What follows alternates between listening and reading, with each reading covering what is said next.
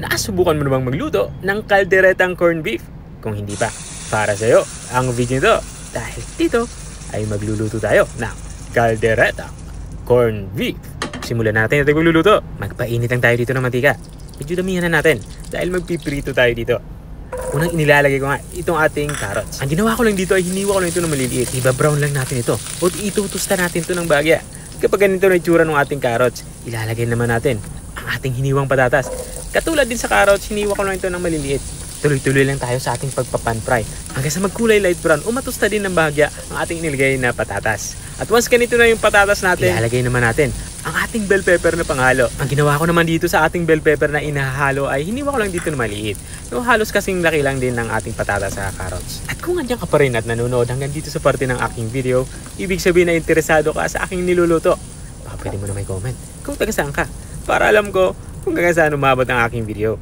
Balik tayo dito sa ating nilulutong ulam. Tapos na nga tayo sa ating pagpapan-fry ng ating mga gulay na panghalo. Itatabi muna natin to. At dahil nga halos maubos yung ating mantika ay nagdagdag ako dito ng konting mantika.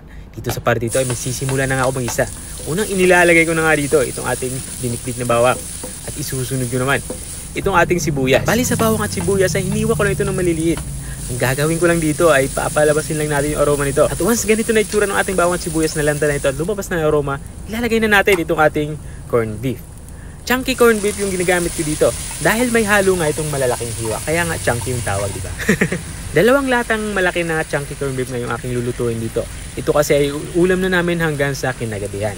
Ang gagawin ko lang dito ay igigisa natin itong ating inilagay na corned beef hanggang sa matunaw yung mga nabuong sebo nito at maging mantika. At dito nga ay naglalagay na ako ng mga pampalasa. Unang inilagay ko itong ating liver spread. Sinundan ko naman itong ating tomato sauce. Pangalawa, sa pinakamalit na pakete ng tomato sauce yung aking inihahalo dito. Inubos ko na ito. At nang mailagay ko nga yung tomato sauce ay hinalo ko lang ito para pantay-pantay naman dito sa ating nilulutong ulam.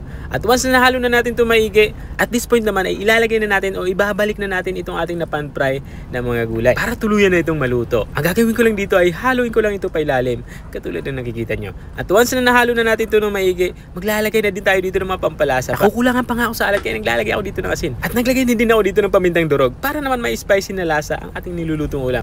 At habang nga tayo nagpapatuloy sa ating pagluluto, gusto ko lang shoutout ang mga masusugid nating mga taga-subaybay. Shoutout nga kay Ma'am Jubilin Mitsuga from Kuwait. Shoutout din kay Sir Tony Quintos ng San Juan, Cainta, Rizal. At shoutout din kay Sir Sergio Mabutot ng Montalban, Rizal. At maraming salamat din sa mga walang sawang nanonood at nakasubaybay dito sa aking channel. Balik tayo dito sa ating nilulutong ulam. Dito nga ay halos patapos na tayo sa ating pagluluto. Kaya inilalagay ko na yung ating mga panghuling sangkap. Naglagay nga ako dito ng pickles saka isang maliit na lata ng green peas. Tatakpan ulit natin ito at simmer lang natin ito kahit mga 1 minuto. Maiga lang ng kaunti yung ating sabaw. At makalipas nga na 1 minuto ay binuksan ko na nga ito. Dito nga ay lutong-luto na nga itong ating ulam pananghalian. Pwede na natin ito i-serve. Pero bago ko ito i-serve, lalagyan ko muna ito ng kaunting cheese para extra special, di ba? Ito naman ay optional. Kung wala kayong cheese ay okay lang naman, wag niyo nang lagyan. Ito na nga yung ating kalderetang corned beef. Kung nakarating ka hanggang dito sa dulo ng aking video, maraming salamat sa panunood. At kung nagustuhan mo naman yung bago nating recipe yung binahagi, pwede mo naman ito i-share. O siya, hanggang dito na lang ako. Kita-kita ulit sa mga susunod kong mga videos. Paalam! Bye-bye!